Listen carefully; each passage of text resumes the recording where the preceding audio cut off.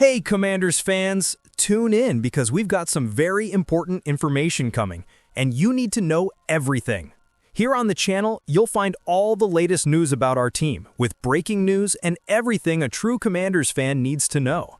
So, first of all, subscribe to the channel and activate the bell, because here you'll receive everything firsthand and never be out of date. Oh, and leave your like right now to strengthen this incredible community and show that Commanders fans are always there. No more ado, hang in there, because today's news is unmissable. Now, let's get straight to the point. NFL sources are linking the Washington Commanders to two defensive players ahead of the trade deadline, and one of them makes perfect sense. The Washington Commanders season is winding down, and a few more losses could put them in sell-off mode with their playoff hopes out of reach. We're not at that point yet, however, and the Commanders can still make some moves, as we've seen general manager Adam Peters do many times to help now and in the future. Trades don't have to involve major swings, and player trades are also a real option, including for Brandon Coleman and Noah Igbinoghene. ESPN's Jeremy Fowler and Matt Bowen published an article about the trade deadline, ranking the key players they believe could be traded before the NFL deadline and the best options for these players, and the Commanders were mentioned as options for two defensive players. One name that may start to appear on Washington's radar is cornerback Taylor-Britt, currently playing for the Cincinnati Bengals. And yes, we're talking about the same player who recently criticized the Commanders' offense, calling it a college offense, before being defeated by Jaden Daniels and company inside the Bengals stadium.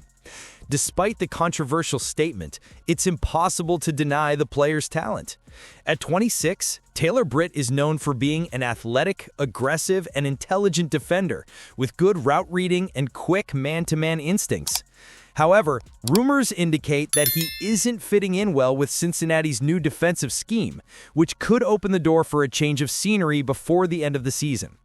In Washington, he would have a great chance of becoming an immediate starter, especially if Marshon Lattimore does leave the team at the end of the year. His combination of speed and physique would be a great addition to a secondary still seeking consistency. There's still no concrete information on the value of a potential trade, but a deal involving Taylor-Britt and Noah Igbinoghene would make a lot of sense for both sides. The two players are the same age, entering the final year of their contracts, and wouldn't pose significant financial risks or a significant impact on draft capital. It's worth noting that cornerback trades have been common this season. Recently, the Cleveland Browns and Jacksonville Jaguars made moves, trading names like Tyson Campbell and Greg Newsome II, demonstrating how buoyant the market for young, promising defenders is. In this context, Taylor-Britt could be a valuable addition to the Commanders, bringing more depth and competitiveness to the defense, and perhaps even an opportunity to deliver on the field, on his own words months ago. Another name that has recently been circulating on the Washington Commanders' radar is safety Kyle Duggar, currently with the New England Patriots. Duggar, in fact, was already considered by the franchise during the 2020 draft, before being selected 37th overall by the Patriots. Now, with Washington's defense in need of reinforcements at safety, he's once again being mentioned as a potential target.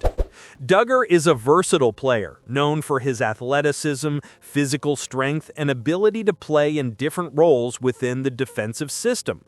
At 6'2" and over 220 pounds, he combines the size of a linebacker with the agility of a safety, making him especially valuable in hybrid formations, something that could fit well into Dan Quinn's scheme. However, there's one major obstacle: his contract.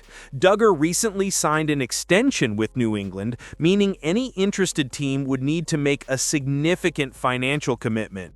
Even if the Patriots were willing to cover part of the amount in a potential trade, Duggar would still represent a significant impact on the salary cap, approximately $17 million in 2026 and $18 million in 2027. This is a high amount, especially considering he wouldn't be an every down player. Therefore, many analysts advocate that Washington avoid compromising cap space with such a hefty contract, preferring to invest that money elsewhere during the upcoming free agency. With the Commanders facing a difficult stretch of games, including matchups against the Chiefs and Seahawks, there's a chance the team will become a seller before the trade deadline. The team could consider options like a potential trade with the Cincinnati Bengals for cornerback Cam Taylor-Britt and avoid long and costly financial commitments like Kyle Duggar. The Commanders' intriguing trade target just came within Adam Peters' reach. This is interesting. Adam Peters has made several eye-catching trades since joining the Washington Commanders. Most have worked out, but fans are skeptical of another before the 2025 deadline, given the team's current situation. That doesn't mean Peters won't make a splash. He's aggressive and has conviction in every decision. If the general manager believes a deal exists that can help the Commanders get back on track, he won't hesitate to give it the green light. And there's a notable development in the league that could catch Peters' attention. The Commanders could inquire about Logan Wilson to mask Bobby Wagner's glaring flaw. In a surprising development, veteran linebacker Logan Wilson has requested a trade from the Cincinnati Bengals, according to ESPN's Ben Baby. He has been a highly productive starter since entering the league as a third-round pick, but the AFC North club's commitment to youth is causing his role to diminish slightly. The sixth-year player has started all 7 of his appearances this season. However, the role of team captain has been reduced over the course of the season. Rookies Barrett Carter and Demetrius Knight Jr. have taken the majority of the team's defensive snaps. Wilson, a third-round pick in the 2020 draft, has been a key member of Cincinnati's defense during its turnaround. Wilson was a starter on a Cincinnati team that reached the Super Bowl. In 6 seasons with the team, he started 75 games and totaled 6 forced fumbles, 3 fumble recoveries, and 11 interceptions. The Commanders' linebacking core benefited greatly from Frankie Louvu and Bobby Wagner last season. Their influence has diminished this time around, and Wilson would address a glaring flaw in the second defensive level since taking over. Wagner looks his age while Louvu struggles to generate the same impactful plays amid increased attention from opposing offenses.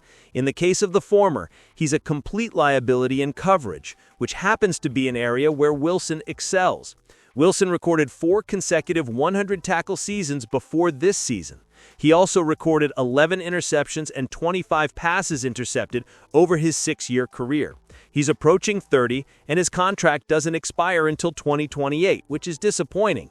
However, he's still performing well enough to warrant interest if the price is right. Peters will likely stick with what he has now. The Commanders are 3-4 and have already given up significant assets for Marshawn Lattimore, Laramie Tunsil, and Deebo Samuel Sr. Sacrificing additional assets carries risks. Still, Wilson represents at least a long-term investment, rather than a stopgap solution.